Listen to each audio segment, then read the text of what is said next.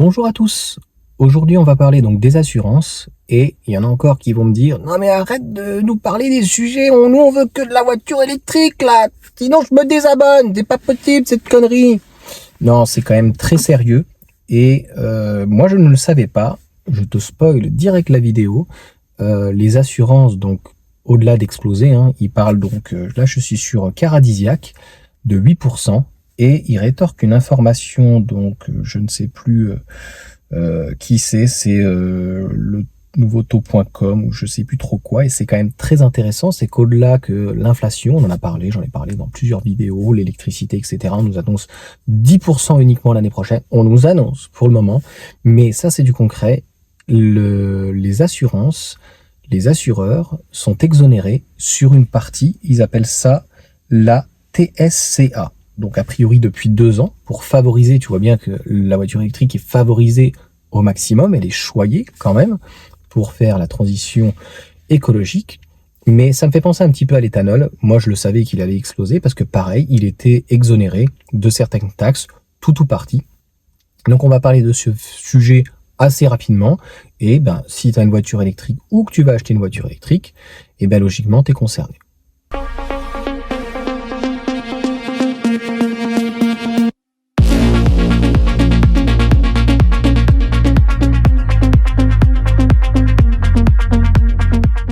Je vais te reprendre un petit peu le texte qui est indiqué, c'est intéressant, et puis après donc je fais mon analyse et je vais t'expliquer voilà quelles peuvent être les solutions, et d'ailleurs tu pourras me dire si tu payes très cher, si tu payes pas cher, on refait un point là-dessus assez rapidement.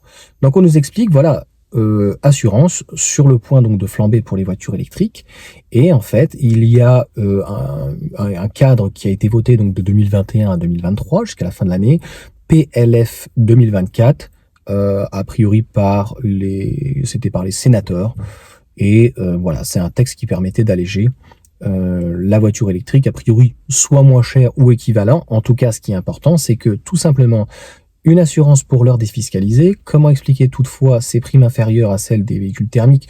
Je suis pas d'accord parce que ça va dépendre en fait de ton assureur, ça va dépendre de toi, ça va dépendre de beaucoup de choses, mais ce qui est important, c'est dès lors que l'électricité serait pourtant plus cher et réparée, la voiture électrique. Donc tout simplement parce que les contrats d'assurance sont aujourd'hui exonérés d'une taxe, ce qu'on appelle la taxe spéciale sur les conventions d'assurance, TSA. Une exonération toutefois temporaire, en vigueur depuis le 1er janvier 2021 et prévue jusqu'au 31 décembre 2023. Alors, on n'a pas, a priori, cet avantage fiscal représente tout de même une économie de 20 à 25% sur une assurance au tiers et 12 à 15% sur une formule tout risque. Alors, je sais pas si c'est sur la globalité de l'assurance, ça peut vite monter.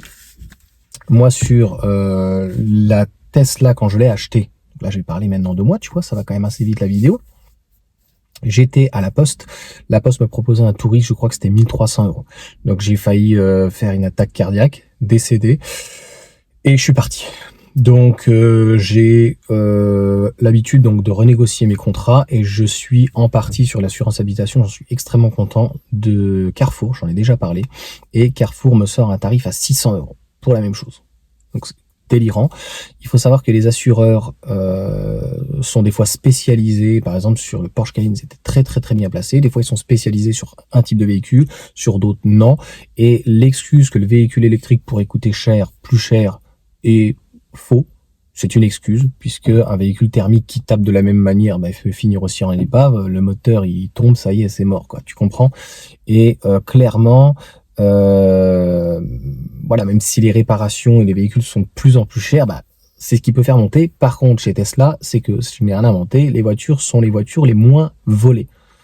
Donc, faudrait pas nous faire des carabistouilles en disant bon voilà, vous voyez la voiture électrique et puis les voitures sont de plus en plus élevées, on a de plus en plus donc d'accidents et donc faudrait augmenter. Il y a pas que ça. Faut pas regarder que ça.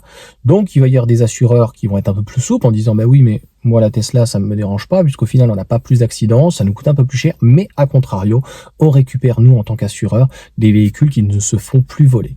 J'avais par exemple la Laguna, je l'avais enlevé, je l'avais mis carrément au tiers parce que j'étais à 500 ou 600 € tout riche. Mais attendez, la voiture vaut 4000 €. Oui, et malheureusement, elle est volée. Donc surtout ce système-là avec les cartes. Donc c'est des véhicules qui sont très volés. On a eu d'ailleurs un ami de mes beaux-parents, il s'est réveillé le matin et elle est plus là. elle est plus là. Voilà. C'est un sketch, c'est le sketch des inconnus, les trois frères. Il n'y a plus, il n'y a plus. C'est fini. Et le consensus sur Bentonnet, machin bidule, il n'y a plus. Donc si t'as jamais vu les trois frères, ben regarde-le. Et si t'as vu les trois frères, ben il n'y a plus. C'est fini. Donc, sur les voitures, de toute façon, on va se faire allumer. Ils disent, ils vont trouver, ils trouveront des prétextes. Et puis, moi, vraiment, là, pour conclure, on va dire, ce qui était intéressant de dire dans cette vidéo, c'est qu'ils ont quand même des aides, il y a une exonération, et ça me fait exactement penser à l'éthanol quand il était à 50 centimes, 70 centimes, il était exonéré par rapport, par exemple, ne serait-ce qu'au GPL, et une fois que les exonérations donc s'arrêtent, on voit que les assurants en plus en profitent un petit peu, hein, comme les pompistes ou quoi que ce soit, les distributeurs d'essence, au lieu de faire répercuter que 10%, ils en profitent pour te faire répercuter 15 ou 20 et quitte à rebaisser l'année suivante. Vous avez vu, on a réussi à baisser. Ouais, mais bon, l'année dernière, c'était 20%. Donc voilà pour cette petite information de la journée. Je vous souhaite une agréable journée, une agréable soirée. Et puis, on se dit à bientôt. Dis-moi en commentaire chez qui... Moi, ça m'intéresse. Par contre, chez qui t'es, si ça peut être intéressant. Tu vois, j'allais oublier ça. Je pense par exemple chez les Tesla, il y a un assureur courtier AXA, j'ai vu ça que je connaissais pas, qui au tout départ a fait que des Tesla, il en a 3000 et il sait les gérer. Voilà, il sait gérer son contrat, donc dis-moi si t'es chez eux et puis t'as pas forcément une Tesla ou un autre véhicule ou si t'as des bons plans. Moi honnêtement ça peut m'intéresser. En tout cas voilà. Moi, je suis à Carrefour et même pour l'habitation, c'est inclus dedans à Carrefour. Ils sont vraiment très bien situés. Ça s'appelle de l'entraide. Voilà. Donc, si on peut trouver des bons plans, le jour où Carrefour est trop cher, a priori, il y a j'avais fait un screen, faudrait bien que je le retrouve.